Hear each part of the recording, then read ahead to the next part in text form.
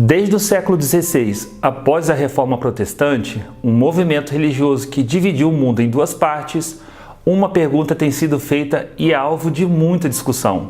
Qual é a verdadeira Igreja de Cristo? É a Igreja Católica ou a Igreja Evangélica? Ou será que são outros movimentos oriundos da Reforma que surgiram durante esse tempo?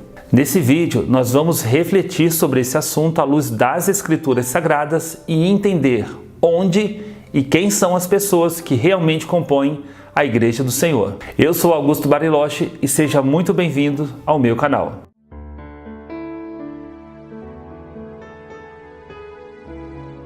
Nós já vamos passar aqui para o conteúdo do vídeo, mas antes eu quero te pedir um favor. Se inscreva aqui no meu canal, me dê essa força, você que tem gostado aqui do meu conteúdo, aproveita também para curtir esse vídeo e compartilhar com outras pessoas. Quanto mais esse canal crescer, quanto mais visualização esse canal tiver, mais o YouTube vai entregar para outras pessoas esse vídeo e com certeza nós vamos espalhar essas boas palavras para mais gente, ok? Eu conto aí com a sua ajuda e muito obrigado. Para a gente entender melhor essa questão dessas duas igrejas, primeiro precisamos entender como chegamos a isso. A Igreja de Cristo, como nós a conhecemos hoje, ela teve início por volta do ano 30 da era cristã, em Jerusalém, liderada por um jovem rabino judeu chamado Jesus, um carpinteiro que morava numa roça em Nazaré da Galileia. Durante o seu ministério, que durou aproximadamente 3 anos e meio aqui na terra, o Senhor Jesus Cristo se revelou ser o Messias, o Salvador prometido nas Sagradas Escrituras. Durante esse tempo, Jesus fez muitos discípulos através dos seus ensinos, dando origem a um movimento que ultrapassaria gerações e que ficou conhecido como a Igreja. E essa Igreja, também conhecida como cristãos, eram os seguidores do Senhor Jesus Cristo e estavam incumbidos pelo próprio Senhor de levar a sua mensagem de salvação desde Jerusalém até os confins da terra. Ela era composta por 2 tipos de pessoas: os judeus, que eram os nativos de Israel, e também de estrangeiros, aqueles que eram conhecidos como gentios. A primeira geração da igreja que surgiu ficou conhecida como a Igreja Apostólica, pois ela era liderada pelos discípulos de Cristo após a sua morte e ressurreição. Essa igreja tinha 2 principais líderes que eram o apóstolo Pedro e o apóstolo Paulo. Mais ou menos 60 anos após a morte de Cristo, ou seja, por volta de 99 da era cristã, essa geração de igreja apostólica, ela passou, depois que o último apóstolo morreu, que foi o apóstolo João, e a igreja passou a ser liderada pelos seus discípulos, ou seja, discípulos dos discípulos de Cristo. Homens como Clemente de Roma, Inácio de Antioquia, Policarpo de Esmirna e outros. Inclusive, no Apocalipse, quando Jesus escreve a carta ao anjo da igreja de Esmirna, ele estava falando com Policarpo. Policarpo era o pastor daquela igreja.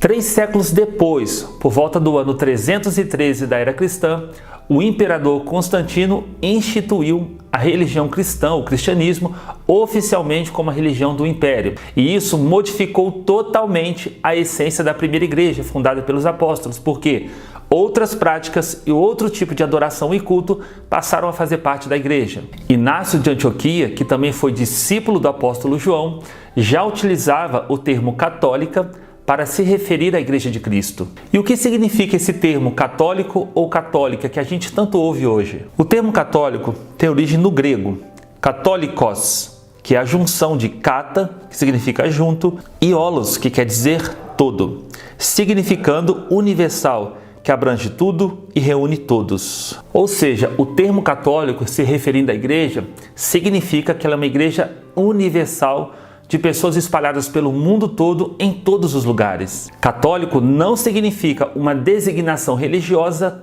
tampouco uma nova religião. Agora, essa igreja católica com sede em Roma reivindica para si o título de verdadeira Igreja de Cristo, com instituição de bispos e papas que supostamente eram sucessores de Pedro.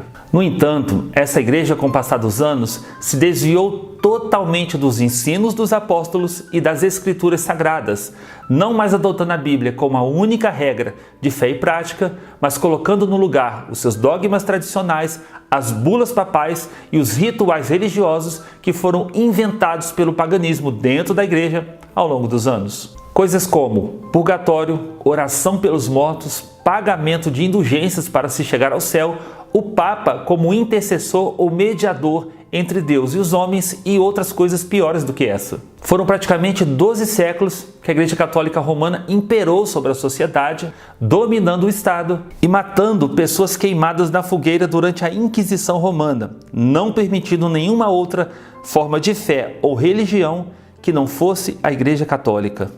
No século XVI, homens católicos, cansados dos abusos do Papa e de todo o clero romano, se levantaram firmados na verdade e dão início à Reforma Protestante, destituindo a autoridade do Papa, afirmando que ele não estava acima das autoridades das Escrituras e trazendo novamente o ensino apostólico para o centro da Igreja. Uma das principais bandeiras levantadas pela Reforma Protestante foi sola Scriptura, ou seja, somente a Escritura é a autoridade máxima e somente ela é a nossa regra de fé e prática. E o impacto dessa reforma no século XVI ela foi tão grande, mas tão grande, que deu início a um racha na igreja cristã, dando início a um movimento que hoje conhecemos como Igreja Evangélica, ou seja, cristãos que rejeitaram a supremacia do Papa e adotaram a Bíblia como a sua regra de fé e conduta para a vida cristã. Esses evangélicos, como ficaram conhecidos, não acreditavam na autoridade do Papa, tampouco acreditavam que ele era o substituto de Cristo aqui na Terra. Não oravam pelos mortos, não pagavam indulgências para entrar no céu e tampouco acreditavam em purgatório após a morte. Todos esses evangélicos foram acusados de heresia pela Igreja Romana e muitos deles pereceram na fogueira, queimados durante a Inquisição. Agora, nós tínhamos duas igrejas no mundo e ambas reivindicando para si o título de verdadeira Igreja de Cristo. De um lado estava a Igreja Tradicional Católica Romana e do outro a Igreja Evangélica da Reforma Protestante. E a pergunta que ficou no ar até hoje é: qual delas é a igreja verdadeira? E aqui vai a resposta, e já adianto que isso vai te chocar bastante. Nenhuma delas é a verdadeira Igreja de Cristo. Como assim, Augusto? Que absurdo é esse que você está dizendo? É isso mesmo. Nenhuma delas representa a verdadeira Igreja de Cristo aqui na Terra. E eu vou te explicar por quê. Primeiro, vamos às palavras do Senhor Jesus sobre como ele definiu o reino de Deus aqui na Terra. Sendo Jesus interrogado pelos fariseus sobre quando viria o reino de Deus, respondeu-lhe: o reino de Deus não vem com aparência exterior, nem dirão ei-lo aqui ou ei-lo ali, porque o reino de Deus está dentro de vós. Lucas capítulo 17, versículo 20 e 21.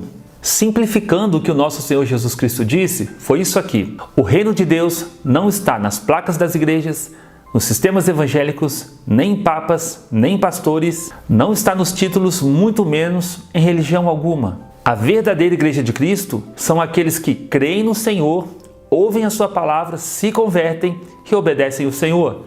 Veja também o que ele disse. Dizia, pois, Jesus aos judeus que nele creram: se vós permanecerdes na minha palavra, verdadeiramente sois meus discípulos, e conhecereis a verdade, e a verdade vos libertará. João 8, 31 e 32. Essas palavras nos mostram que a verdadeira Igreja de Cristo não são as pessoas que frequentam missas ou que frequentam cultos apenas, tampouco aquelas que praticam rituais religiosos. O que de fato faz de você uma igreja é permanecer na palavra de Cristo. E não importa se você é católico ou se você é evangélico, tanto faz. A religião ou a denominação que você frequenta não faz de você um cristão, mas a verdade de Cristo, isso faz de você um cristão. Portanto, essa disputa, essa guerra religiosa para saber quem é a verdadeira igreja, ela é totalmente inútil. Pois a Igreja de Cristo está dentro desse sistema religioso que conhecemos como cristandade. Ela é uma igreja invisível, pois somente Deus conhece os corações e sabe quem de fato pertence à sua igreja.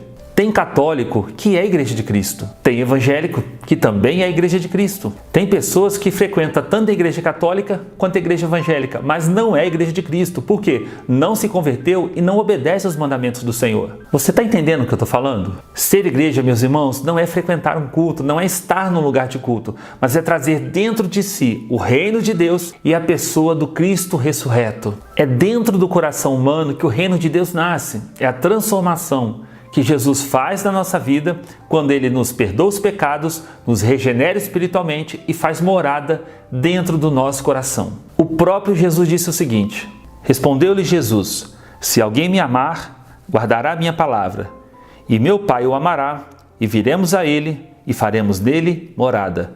João 14, 23. Augusto, isso significa que os templos que a gente frequenta hoje são inúteis? São templos tão bonitos, tão caros, né? Tudo do bom e do melhor, altares, caixa de som, luzes, tudo isso não tem valor nenhum? É claro, meus irmãos, que tudo isso tem muito valor. Os templos, na verdade, é uma forma de organização, onde os cristãos, seja ele católico ou evangélico, possam se reunir e juntos servimos ao Senhor com alegria. Hoje, com a liberdade religiosa que nós temos no Brasil, Deus tem nos dado essa oportunidade de ter um templo, onde a gente possa cultuar o Senhor, aprender a palavra, socorrer os irmãos, ser edificado pela comunhão do corpo de Cristo, e isso tudo é muito importante. Hebreus, no capítulo 10, versículo 24 e 25 diz: consideremo-nos uns aos outros, para nos estimularmos ao amor e às boas obras, não abandonando a nossa congregação, como é costume de alguns, antes admoestando-nos uns aos outros,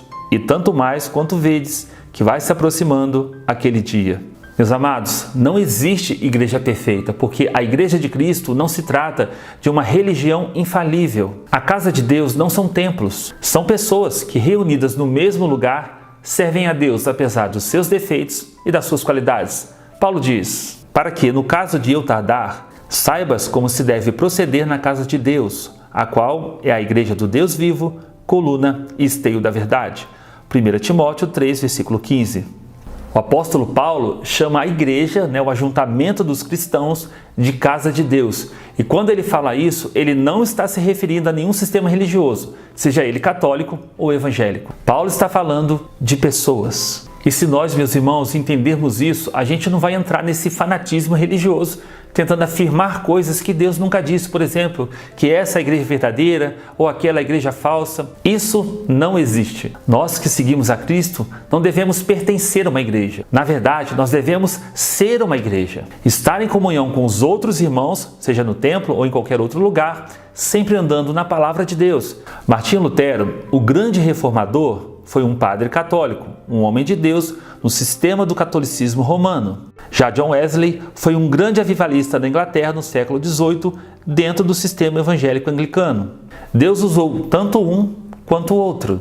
Por isso, guarde na sua mente, no seu coração, o que eu vou te dizer agora. A igreja verdadeira de Cristo é um corpo espiritual, composta de pessoas convertidas a Cristo em seus corações, espalhadas dentro desse sistema religioso, cheio de títulos e bandeiras. E esse sistema religioso, ele é totalmente imperfeito, porque ele avança no desvio doutrinário, enganando pessoas, criando seitas novas todos os dias que arrogam, que usurpam para si o título de verdadeira igreja de Cristo. Você precisa tomar cuidado com isso. Nem tudo que reluz é ouro. Só Jesus sabe quem de fato pertence à sua igreja. E diante desse turbilhão de mentira e enganos, a igreja de Cristo sobrevive, firmada na verdade, e se faz cada vez mais importante que os cristãos verdadeiros aprendam, estudem a palavra de Deus, para que também não sejam enganados por falsos profetas, falsas profecias e ventos de doutrinas, que não têm nada a ver com a palavra de Deus. Jesus disse: eu sou o bom pastor, conheço as minhas ovelhas e elas me conhecem. Depois de conduzir para fora todas as que lhe pertencem, vai adiante delas, e as ovelhas o seguem, porque conhecem a sua voz. João 10, versos 11 e verso 4. Meus irmãos, eu peço a Cristo que abra o seu entendimento e que firme o seu coração na verdade do Senhor, que você prossiga amparado pela comunhão da verdadeira igreja de Cristo. O Senhor Jesus disse que a árvore se conhece pelos frutos. E uma igreja verdadeira você vai conhecer não pelo sistema religioso perfeito de um templo que você frequenta, mas você verá o reino de Deus, você verá a igreja de Cristo no comportamento, na atitude e no modo de viver das pessoas que verdadeiramente servem o Senhor. A igreja de Cristo sempre estará aberta àqueles que buscam arrependimento, transformação e perdão do Senhor. E lembre-se, não importa se você é católico ou se você é evangélico. Se você obedece ao Evangelho, nasceu de novo, se arrependeu dos seus pecados e segue a Cristo como seu único Salvador, no seu coração você vai saber ou não se você faz parte da Igreja do Senhor. E para você que me acompanhou nesse vídeo, muito obrigado pela sua audiência. Mais uma vez eu te peço que você se inscreva aqui no meu canal. Muitas pessoas estão assistindo os vídeos, mas não estão se inscrevendo.